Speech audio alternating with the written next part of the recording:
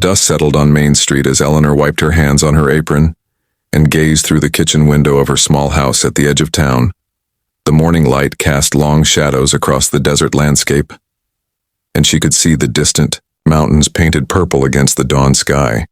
It had been 3 years since Harold passed, and the silence in the house still felt heavy like a blanket she couldn't quite shake off. Eleanor had learned to fill her days with small routines.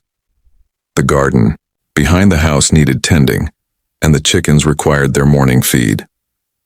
She had taken to baking extra bread on Sundays, not because she needed it, but because the act of kneading dough reminded her of better times when Harold would sit at this very table reading his newspaper aloud while she worked. The town of Cedar Falls wasn't large, but it held memories in every corner of every street. Harold had been the kind of man who knew everyone's name and everyone's troubles. He would tip his hat to the ladies and shake hands with the men, and somehow he always seemed to know exactly what to say when folks were hurting. Eleanor had always marveled at his gift for seeing the good in people, even when they couldn't see it in themselves. On this particular morning, as Eleanor stepped outside to collect eggs from the hen house, she heard commotion coming from the main road. Voices were raised, and she could make out the sound of horses and what seemed like angry shouting. Her neighbor, Mrs. Patterson, was hanging laundry on the line between their houses, and she called out over the fence, "Eleanor, dear, there's some kind of trouble brewing down by the general store. Sounds like they caught someone stealing again." Eleanor set down her egg basket and shaded her eyes with her hand. She could see a small crowd gathering near Thompson's store, and the dust was thick from horses' hooves. The morning air carried voices, but she couldn't make out the words clearly.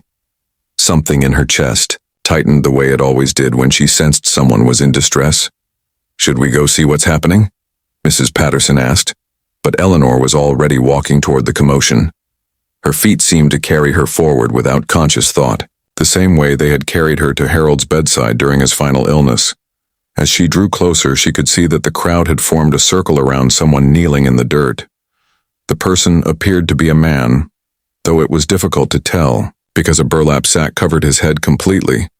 His hands were bound behind his back with rope, and his shirt was torn and dusty. Sheriff Morrison stood nearby with his arms crossed, looking grim. Found him stealing supplies from the back of Miller's wagon. Someone in the crowd called out. Caught him red-handed with a bag of flour and some dried meat. Eleanor pushed gently through the gathered townspeople until she could see more clearly. The man on his knees was shirtless beneath the sack, and his skin showed the evidence of hard living. His chest rose and fell with labored breathing, and despite the covering over his head, she could sense his fear. "What do you plan to do with him, Sheriff?" asked Mr. Thompson, the store owner. "Well, the penalty for theft is clear enough," Sheriff Morrison replied. "But seeing as how he hasn't actually taken anything yet, I suppose we could let him go with a warning if someone vouches for him." Eleanor studied the bound man, and something in her heart stirred. It was the same feeling she had experienced years ago when she found an injured sparrow in her garden. The bird had been hostile and frightened, snapping at her fingers when she tried to help. But she had persisted in nursing it back to health. "I'll vouch for him," Eleanor heard herself say. The crowd turned to look at her with surprise written across their faces. Mrs. Patterson gasped and covered her mouth with her hand. Sheriff Morrison frowned and stepped closer. "Now, Eleanor, you don't know anything about this man. He could be dangerous." "He looks more frightened than dangerous to me," Eleanor replied quietly. "And a hungry man will do things he wouldn't normally do." The man beneath the sack had gone completely still, as if he were holding his breath. The crowd murmured among themselves, and Eleanor could feel their disapproval like a physical weight on her shoulders. But she thought of Harold and how he would have handled this situation. She thought of all the times he had extended kindness to strangers, and how that kindness had come back to them in unexpected ways. "If you vouch for him, Eleanor, that means you're responsible for his actions," Sheriff Morrison said slowly. "Are you prepared for that?" Eleanor looked at the kneeling figure and noticed how his shoulders shook slightly, perhaps from fear or exhaustion or both. She remembered the loneliness of the past 3 years, and how even small acts of human connection had meant everything to her. "Yes," she said simply, "I am." Sheriff Morrison sighed and gestured to one of his deputies. "Cut him loose, but leave the sack on until Mrs. Eleanor here gets him away from town. We don't need any more trouble today." As the deputy cut the ropes binding the man's hands, Eleanor stepped forward. She could hear his ragged breathing and smell the dust and sweat on his skin. When his hands were free, he rubbed his wrists where the rope had chafed them raw. "Can you stand?" Eleanor asked gently. The man nodded beneath the sack and slowly got to his feet. He swayed slightly and Eleanor reached out to steady him.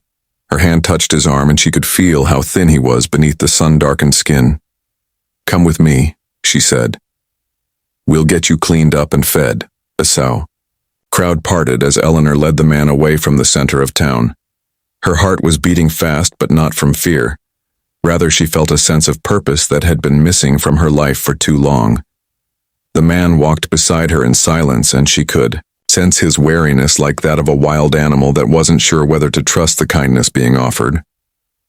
They walked slowly toward her house, and Eleanor found herself studying his movements. He favored his left leg slightly and his breathing was still labored.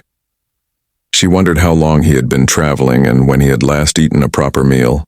The sack over his head bobbed with each step, and she realized how difficult it must be for him to navigate the uneven ground. When they reached her front porch, Eleanor paused. She looked at this stranger she had just taken responsibility for and felt a moment of uncertainty. What if Sheriff Morrison was right?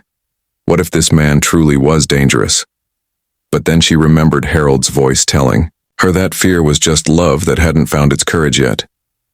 "We can remove that sack now," she said softly. "There's no one here but us." The man's hands went to his neck where the sack was tied, and Eleanor could see that his fingers were trembling. Whether from weakness or emotion, she couldn't tell. He fumbled with the knot and she stepped closer. "Here, let me help." Her fingers worked at the rough twine and she could feel the warmth of his neck beneath the burlap. When the knot finally came free, she stepped back and watched as he slowly lifted the sack from his head. Eleanor's breath caught in her throat. The man before her was perhaps 40 years old with dark hair that was streaked with premature gray. His face was weathered by sun and wind, and there was a scar that ran from his left temple down to his jaw. But it was his eyes that stopped her cold. They were the deepest brown she had ever seen, and they held a pain so profound that it seemed to reach right into her chest and squeeze her heart. For a long moment they simply looked at each other, and Eleanor felt as though she were seeing something sacred, something that had been hidden away from the world for too long. The man's eyes filled with tears, though he seemed to be fighting against them.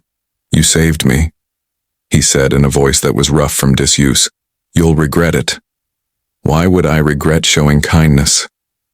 Eleanor asked. The man looked down at his hands and she could see shame written in every line of his body. "Because I'm not worth saving. Because I've done things that can't be undone. Because kindness is wasted on someone like me." Eleanor felt her heart break a little at his words. She had heard Harold speak with the same kind of self-recrimination during his darkest moments when the illness had made him feel like a burden. She recognized the weight of guilt and self-loathing that could crush a person's spirit. "What's your name?" she asked gently. "Thomas," he replied without looking up. "Thomas Garrett." "Well, Thomas, I'm Eleanor Patterson, and I think you're wrong about kindness being wasted. You see, kindness isn't something we give because someone deserves it. It's something we give because we have it to offer." Thomas raised his eyes to meet hers, and she could see confusion there, as if he were trying to understand a language he had forgotten. "You don't know what I've done." "You're right. I don't. But I know what you haven't done. You haven't hurt me. You haven't taken anything from me without asking. And right now in this moment you're just a hungry man who needs help. That's enough for me." Eleanor opened her front door and gestured for him to follow her inside. The house was cool and quiet, and she could see Thomas taking in the simple furnishings, the photographs on the mantel, the quilts draped over the furniture. Everything spoke of a life lived with care and attention to detail. "Sit down at the table," Eleanor said. "I'll get you something to eat." Thomas hesitated in the doorway as if he were afraid to enter fully into her space. but eventually he moved to the kitchen table and sat down carefully. His eyes continued to scan the room, and Eleanor wondered what he was thinking. She bustled about the kitchen preparing a simple meal of bread and butter, cold chicken left over from Sunday dinner, and fresh milk from her neighbor's cow. As she worked, she found herself stealing glances at Thomas. He sat perfectly still with his hands folded,